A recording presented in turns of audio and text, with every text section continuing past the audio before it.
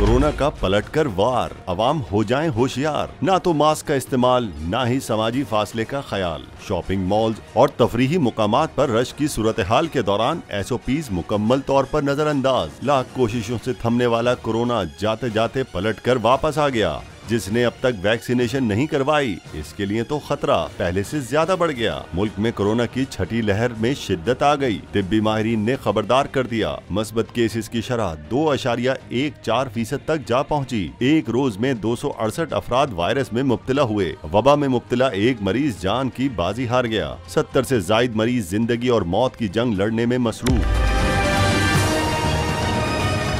कराची में मस्बत केसेस की शरह 21% से बढ़ी तो अवाम में तशवीश फैल गई। मुल्क से वबा की जड़ से खात्मे के लिए अवाम के साथ इंतजामिया के भी संजीदा होने का वक्त आ गया। हुकूमत मई में NCOC की बहाली का फैसला कर चुकी है। आलमी वबा के बढ़ते केसेस के पेश नजर महकमा सेहत सिंध ने फौरी तौर पर बूस्टर डोज लगवाने की हिदायत भी जारी कर दी। 60 साल से जायद उम्र के अफराद को वैक्सीन की बूस्टर डोज लगाई जाएगी। सिंध के तालीमी इदारों में बूस्टर डोज मुहिम अगस्त में शुरू होगी। वाज़ेह रहे, मुल्क में अब तक 30,385 अफराद कोरोना का शिकार बन चुके हैं। अगर मजीद जानी नुकसान और कारोबारी औकात में कमी जैसे संगीन फैसलों से बचना है तो एहतियात लाजमी है।